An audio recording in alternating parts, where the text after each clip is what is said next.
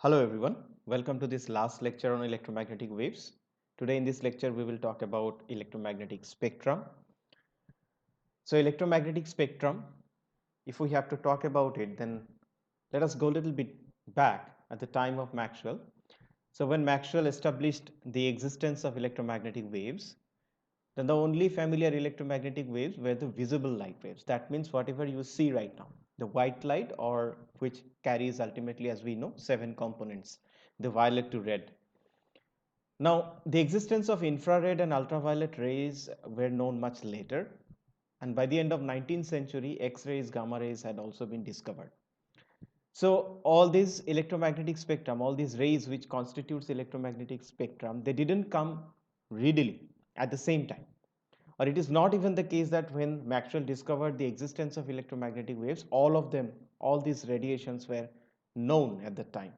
So gradually people discovered the existence of different components of the electromagnetic spectrum. So how do you actually define the electromagnetic spectrum? Okay, the classification of electromagnetic waves on the basis of the frequency or wavelength is known as the electromagnetic spectrum. So this one is the very basic definition of electromagnetic spectrum. So what do you do here? You classify the electromagnetic waves on the basis of frequency or the wavelength. So you can see in the side figure, it is in the increasing order of frequency. For example, if you go to the top from bottom, then the frequency increases. So this side is the frequency in hertz. You can see the frequency of these particular rays, which are known as the gamma rays, are in the order of 10 to the power 25 hertz. Whereas as you come to the bottom, radio waves, the frequency starts from 10 to the power 5 hertz down to 1 hertz, like that. And if you go down from the top to bottom, then you have got increasing wavelength. For example, the wavelength of gamma rays are very small, almost of the order of 10 to the power minus 15 meter. That means 1 femtometer, you can say. By the way, this is in centimeters, I'm sorry. Centimeters in the sense you have to add 2 more. For example, 10 to the power minus 17 meter. And if you go down 17 meter in 10 to the power minus 17 in the sense very small quantity. For example, if I have to speak, then one nuclear diameter is of the order of 10 to the power minus 15 meter. It is even less than that. Okay. And if you go down to the radio waves, you see that wavelengths are very long, almost 10 to the power 5. That means 1 lakh meter, 1 lakh centimeter, by the way, in this case, 1 lakh centimeter in this, in the case 10 to the power 3, that means 1000 meter. So you have got kilometers range of wavelengths, so high. So that is the reason why the classification of electromagnetic rays on the basis of these qualities, that means either frequency or the wavelength. Frequency increases in this fashion, wavelength increases in this fashion. That's what is something you have to remember, because they are inversely proportional. If frequency of something is high, its wavelength must be decreased.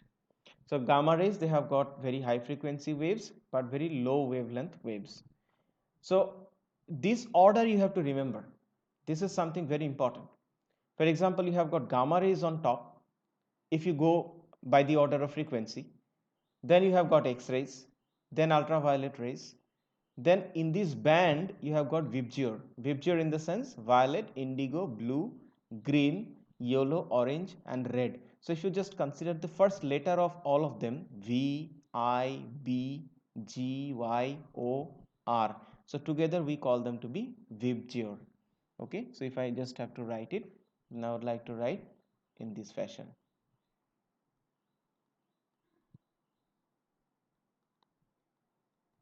VIBGYOR. All right. So that means violet, indigo, blue, green, orange, yellow, orange, and red. So this is something which fall in this band. And largely, what is the frequency of VIBGYORs? That means the visible light, that is 10 to the power 15 order. Normally, we see that it will vary from some 4 to 7 10 to the, into 10 to the power 40. We will come to that actually. Then we have got just underneath the visible rays infrared. Then we have got microwaves or the radar waves, because microwaves are used for radar communication. Then you have got long television waves and radio waves finally. All right, so we will next discuss one by one about all of them. So in the next slide, I have given a very brief, it's a comparative kind of a thing, which one is used where. So you can see that gamma rays, X-rays, ultraviolet rays, these are the ionizing radiation. You can see this part is ionizing radiation. So they cause ionization. For example, you allow ultraviolet or X-ray to fall on your body, then the atoms will be ionized. Now, I hope you understand the difference between ionization and excitation. Ionization means whenever you knock out an electron from the atom completely, that's called the ionization. That means the electron is lost from the atom. All right, that's called an ionization. And excitation means whenever the electron goes to upper orbital or any higher orbit from the lower orbit, then that is called an excitation. So in excitation, electrons gain energy, but it stays within the atom. It doesn't leave the atom. All right, so that is known as the excitation. So the other radiations such as infrared, visible rays, microwaves, etc., they may cause excitation, of course, but they will not cause ionization. Okay, but these radiation, gamma rays, X-rays and ultraviolet, these three in particular, they will cause ionization. So little bit they are harmful. Overexposure, for example, you are exposed to X-rays for long amount of time, and we know that the consequence is that too much exposure to high frequency radiation even causes cancers like skin cancer or many other things, many other skin diseases. You can have sunburn is when you stay underneath sun for a long amount of time. Then we know sun is a great source of ultraviolet rays, so that causes your skin damage, and that is known as something called the sunburn. Now, if you go down to radio waves, we know these are mainly for communication purposes. For example, radio communication that happens through radio frequencies. You have got television waves. There are other categories of waves also, which are generally known as radio frequency waves. Then you have got microwaves. In fact, in cellular phones, we have a frequency which is somewhere between microwaves and radio waves. Then if you have microwave oven, this is a microwave oven. We know nowadays it's a very essential commodity in our daily life in kitchen. So that uses microwave for heating purposes. Then you have got infrared. You talk about the TV remote. You talk about the any hot substance that emits infrared. And visible light. We always know that we whatever we get from sun, the white light, that's nothing but a visible light. Then you have got ultraviolet, which also generally comes from sun, although there could be other sources of ultraviolet rays. However, the great source of ultraviolet is sun, and maybe some distant stars or something like that, but majority of the ultraviolet reaches earth from the sun itself. But there is a provision, because we have got an ozone layer which blocks the ultraviolet ray to a significant extent, and that is why we are little bit safe. All right, so please go through these two pictures and images. Let's move ahead with radio waves. So in radio waves, these are the very high wavelength and low frequency waves. So I will go point wise, and each and every point is an important part, because there are a lot of data which has been contained in this particular slide, and each data is important, because if you have got multiple choice or 1 marks type of a question, in that case you are highly likely to encounter these points. So radio waves are produced by accelerated motion of charges in conducting waves. Okay. The other day I was talking about the experiment of Hertz, and I told that Hertz could produce only radio waves. He could not produce any other high frequency waves. So that is why in electromagnetic waves, by accelerating motion of the charges, whatever you can produce, that is at best in the lower range of the frequency. That means radio waves or some part of the microwave we can create. Now these are generally used in radio or television communication systems. Okay. Frequency range of radio wave is 500 kilohertz to 1000 megahertz. This is what is the frequency range. You have to remember this. Okay, this might be asked. What could be the radio frequency? What is generally the radio frequency range? That is 500 kilohertz to 1000 megahertz. The amplitude modulated band is 530 kilohertz to 1710 kilohertz, and higher frequencies up to 54 megahertz are used for shortwave bands. Now these two are very common words. For example, amplitude modulated or shortwave. Whenever you learn whenever you listen to radios, the common radio station which are not FM bands. I'm not talking about the FM radio stations. I'm talking about general radio stations such as radio station Guwahati, radio station Delhi, like that. In that case, those radio stations, they generally send us amplitude modulated signals. You will come to this later, what is the meaning of amplitude modulation, frequency modulation, or phase modulation. This will come clear to you later. But right now, just remember that amplitude modulated signal band which is used for radio communication purposes is generally 530 kilohertz to 1710 kilohertz. Then TV waves, they have got a range of 54 megahertz to 890 megahertz. All right. And the frequency modulated band, whichever we nowadays listen to, there are a lot of FM stations and very popular FM stations. So we have got that range to be 88 megahertz to 108 megahertz. So these data are very important. All right. You should always remember these things. Now, if you talk about the cellular phones, then cellular phones use ultra high frequency band for voice communication. Okay. Radio waves almost do not interact. Now let's come to the understanding part of how exactly these waves interact with matter. Because if you talk about the electromagnetic spectrum, almost all the waves in the electromagnetic spectrum very heavily interact with matter. But radio waves are some kind of a wave which do not interact with matter at all. For example, if you have a radio receiver right in your home, in that case it will it will play music very easily. Why? Because it is generally used in radio frequency mode. So radio waves are generally not absorbed by the buildings, by the trees, or by the person who is sitting right beside you. So they are very low energetic waves. So they are not generally absorbed by any of these materials. So that is why radio waves cannot be blocked. Okay, the presence of buildings, trees, or any kind of an obstacle, mountains, etc., cannot block the radio waves. They are very transparent, so they can easily pass through these obstacles and it can be received. That is the reason why whenever soldiers also go in missions, for example, mountain mission or something like that, they have got a radio receiver, so by which they are connected to their ground station. Now, radio waves are non-ionizing radiation. That means they are generally not harmful at all. Got it? So this is one kind of a radiation which is not at all harmful for our human body. Okay. Now let's come to the, here is an spectrum which I have shown here.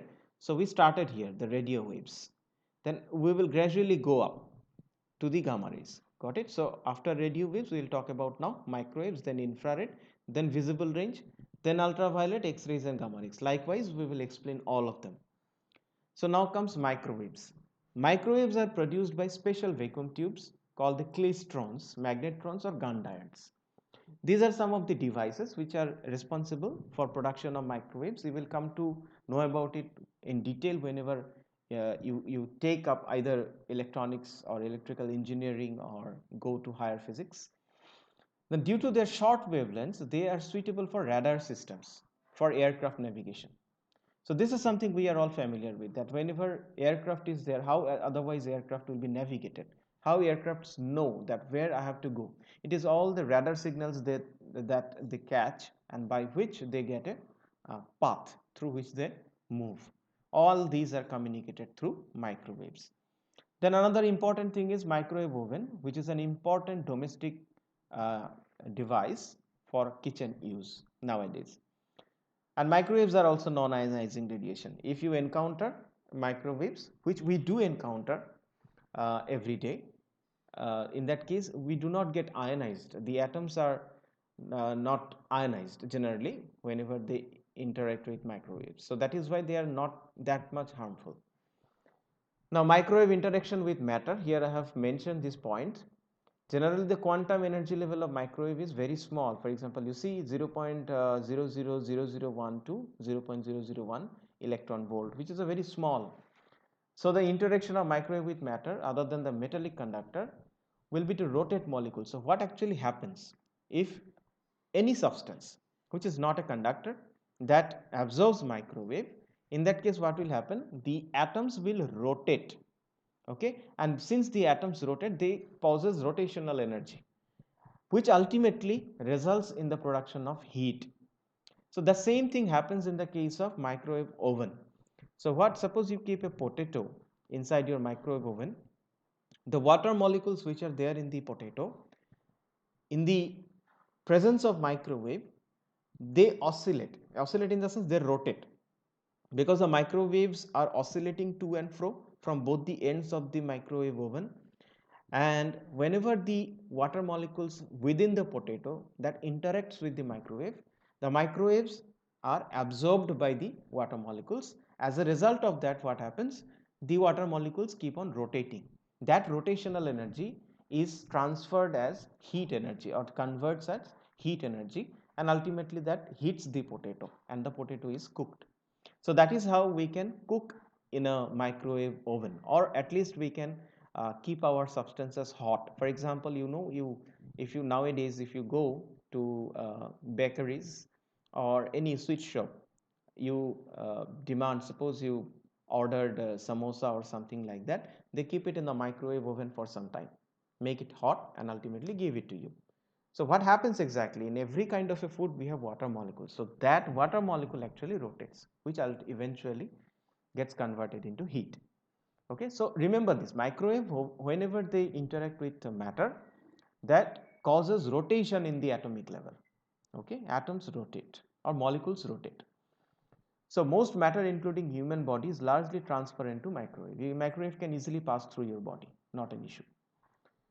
Now the conductors have got different attribute whenever they absorb microwaves. So what they do, conductors will strongly absorb microwaves and any lower frequencies, because they will cause electric current which will heat the material. So what happens, whenever the conductors absorb microwave, that will create small current through the surface of the conductor. Got it?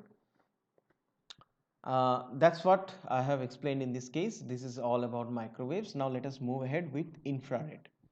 So in infrareds are very interesting part of the electromagnetic spectrum, because in lot of modern day use, modern day devices, we use infrared. For example, let me just go to the uses.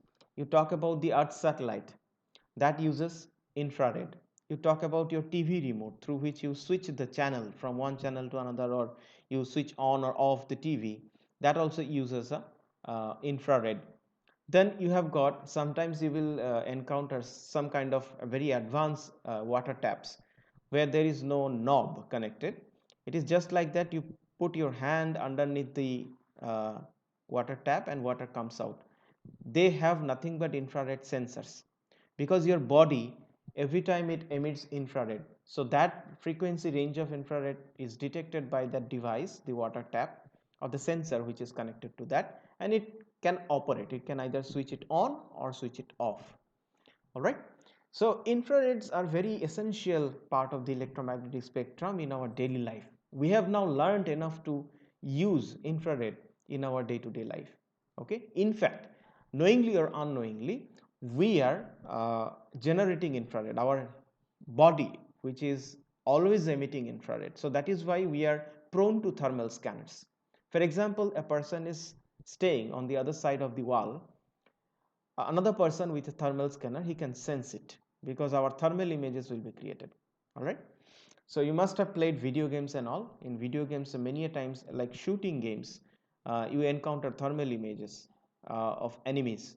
So that is nothing but using infrared emitted by the bodies, right? So infrared waves are produced by hot bodies and molecules. Then infrared waves are sometimes referred to as the heat waves. This is because the water molecules present in the most of the material readily absorb infrared wave, and after absorption their thermal motion increases and they heat up. So in this case also, see, infrared also are also absorbed by the bodies and they heat up. Result is the heating. And in the case of microwave also, the result is heating after absorption. So where is the difference?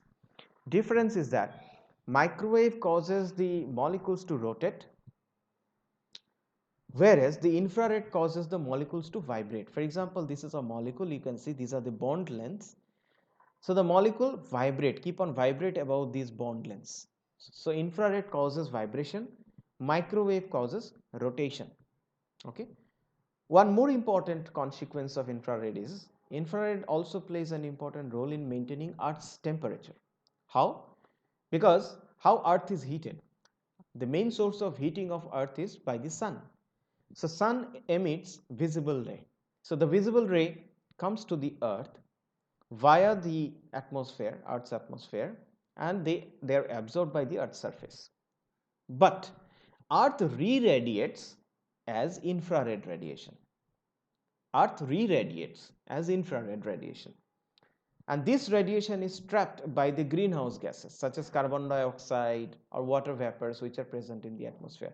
Because carbon dioxide, water vapors, etc., they can absorb the infrared. They don't allow the infrared to go and get escaped from the Earth's atmosphere. So they are trapped. So if you have higher amount of water vapors or carbon dioxide in the Earth's atmosphere, it is highly likely that the infrared will be trapped, and because of that the earths get heated up. That is why we feel the heat. In fact, if you go in a crowded place, then also you feel the heat. Why? Because each and every human being emit infrared. So if you go in a throng of say 100 people, in that case what you will get, you will be heated up because everybody is emitting infrared. Your body is also interacting with that, and the molecules of your body are interacting or absorbing that infrared and getting heated up. So that is why you feel the heat. All right. So here I have given little bit details about the infrared. Please go through that. Okay. So they are also very responsive. Our human body is responsive. That absorb infrared gets heated up. Not only human body, anything else, any other substance also, they respond to the infrared. They absorb infrared. All right. However, infrared also non-ionizing radiation. That means they although cause heat, but it will not ionize. You will not get sunburn kind of a thing. Clear? Next comes visible rays. Now visible ray, we know the frequency range is very important in this case. Visible rays have got a frequency of 4 into 10 to the power 14 hertz to 7 into 10 to the power 14 hertz. Now this range is for red and this is for violet. So within this range, the whole VIBGYOR, that means the visible rays limit is there. If you talk about the wavelength, then we have got 700 nanometer range to 400 nanometer. So the 400 nanometer is for violet, 700 nanometer is for the red. All right. Generally, sometimes people like to state it in terms of angstrom. In that case, you have to put another 0. So that will be like 7,000 angstrom to 4,000 angstrom. So 7,000 angstrom or 700 nanometer, that's a longer wavelength for red, and 4,000 angstrom or 400 nanometer is a shorter wavelength for violet.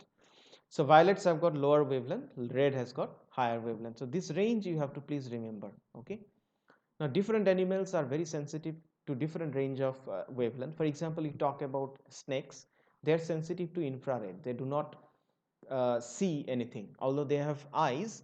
Those are just like they are not sensitive to the visible rays. They are sensitive to, snakes are generally sensitive to infrared, and generally they have got the tongue which is a splitted tongue. By that they can sense that. So that is why snakes often take out their tongue.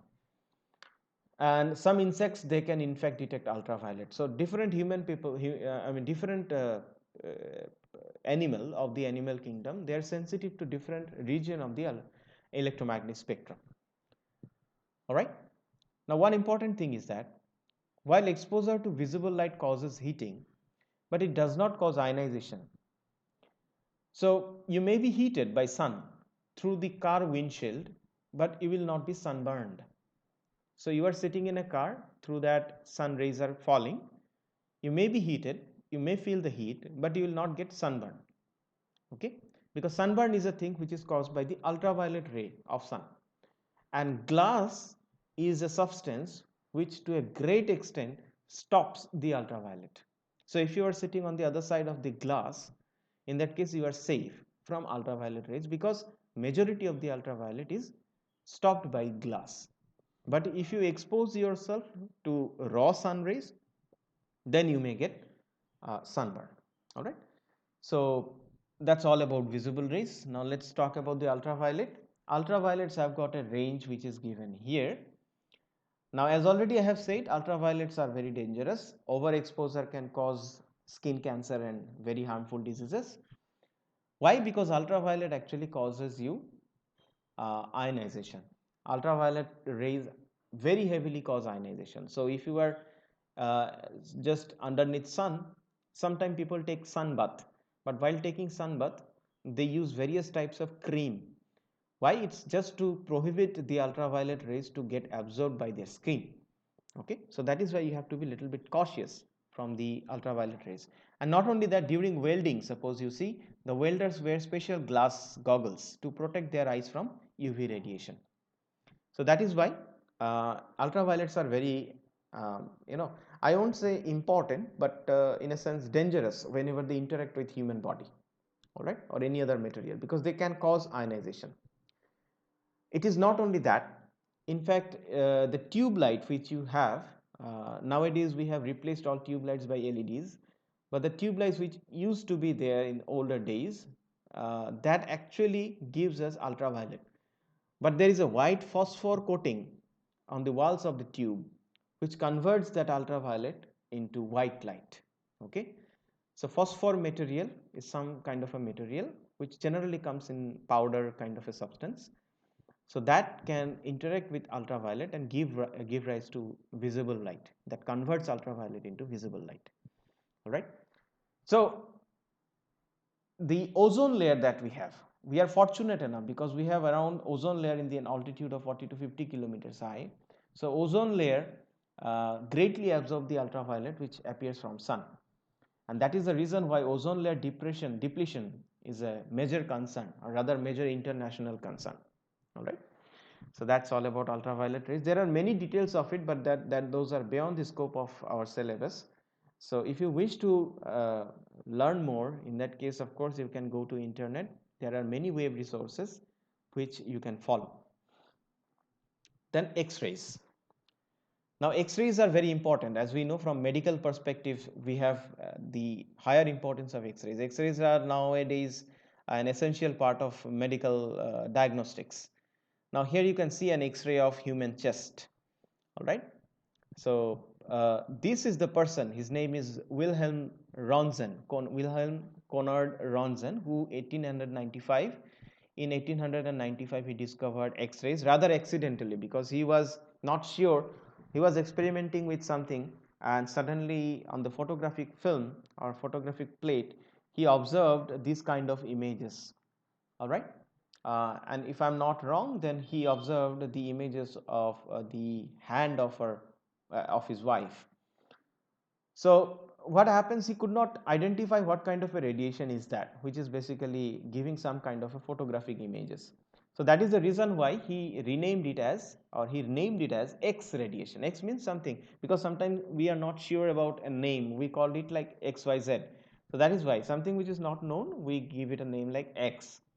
So that is why he coined the name X. All right. So X-rays have a very low wavelength and very high frequencies. And one common way to generate X-ray is to bombard a metal target by high energetic electrons. Through that, X-rays are produced. If you come to higher physics, nuclear physics or something, this kind of in modern physics like that, we discuss how exactly X-rays are produced. Okay. And since this is an ionizing radiation, overexposure of X-ray is definitely harmful. So if you go for medical purposes, medical diagnostics, they just give you a small shot of X-ray. It is not that you are exposed to X-ray for a long amount of time, because that will definitely cause harm to your skin. So it's just a shot that gives.